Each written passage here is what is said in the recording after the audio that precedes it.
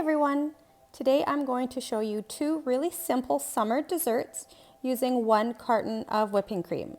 I like to be able to buy one product and use it in multiple ways, so this is how I used a 473 ml container of whipping cream. So the first thing I am going to make is a dessert called Eton Mess. This is a dessert that I have had a couple of times.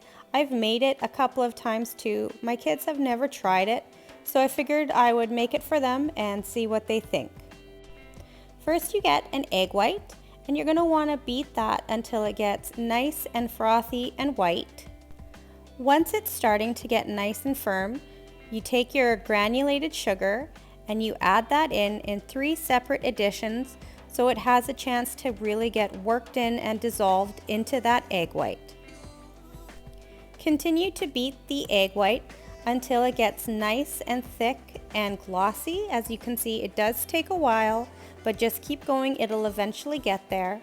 Once it reaches that stiff stage, you can either take a piece of parchment paper or a silicone mat. You just take spoonfuls of your meringue and plop it onto your cookie sheet.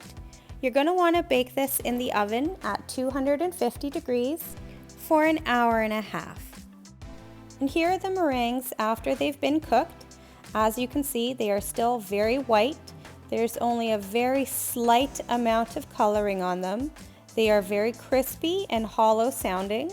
The inside is not gooey or marshmallowy at all. It is completely cooked through, which is what you're going to want to do, because the next thing you're going to do is smash them up. Then you're going to take your fruit. I chose to use strawberries. That's normally what's used, and it's what I had on hand, but there's no reason you couldn't use any fruit that you really had. You could use blueberries, raspberries, kiwis, really anything. But I had strawberries, so that's what I used. You just cut them up into little bite-sized pieces, and then you're going to want to take about 1/3 of your chopped up strawberries and put them in a blender and blend it up to make a sauce or a puree. Into this bowl here, I am pouring some whipping cream. You're going to want to whip that until it gets nice, stiff peaks. You don't want to over whip this, or you are going to end up with butter.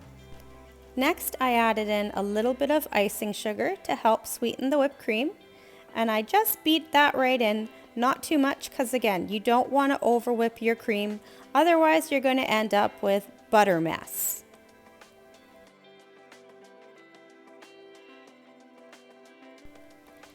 So to the whipped cream, you add your cut up strawberries as well as the crushed up meringues.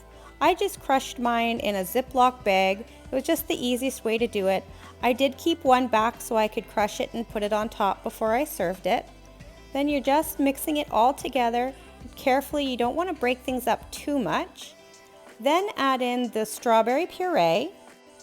Make sure you're gentle when you're combining this. You don't want to combine it like a batter. You still want to be able to taste all the individual elements, but you do want to make sure it goes together. So here are my serving dishes. I just equally distributed them between the 3 dishes. I actually had enough for a 4th one. And then when I served it, I put on some extra of the crushed meringue. The next dessert that I'm going to make is one from my childhood called Pineapple Dream. This was something that I used to absolutely love, but not get too often. So I decided to make it. First thing you do is just melt some butter and get some graham crumbs, and then just mix it all together. I chose to use a pie plate because I decided to only do half the recipe, but if you're going to do a full recipe, you can use a square pan or a rectangular pan, whichever pan you use, but this worked really well for just half the recipe. You just take those graham crumbs and you flatten them down. I chose to use my hands, but you can use the back of a drinking glass, the back of a measuring cup, anything really, just to make sure it gets in there nice and tight so that the filling doesn't leak out underneath. You bake this pie crust at 350 for 10 minutes until it's nice and toasted. So here I have some butter and some cream cheese, and I'm just going to mix it together really well with my beater here. You want it nice and light and fluffy and really well combined. Here we have some icing sugar. We're just going to add that to our butter and cream cheese mixture and beat it really well until it's nice and smooth and creamy.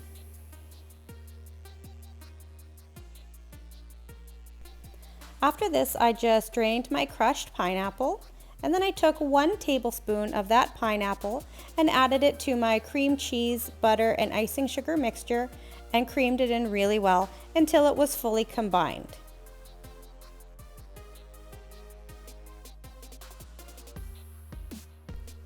Then we're going to take our whipping cream that we had. We're going to whip it up until stiff peaks form and add in the rest of that crushed pineapple and mix it all together.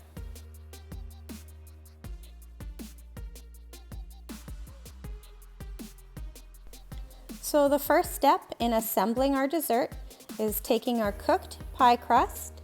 We're going to add on the butter and cream cheese and icing sugar mixture. Spread it out really well so that it completely covers the bottom of the crust. And then on top of that mixture, you add the whipped cream with the crushed pineapple. You just want to spread it out evenly on top of the filling so that it reaches the edges so that everybody gets a nice mouthful of that delicious cream with the crushed pineapple inside.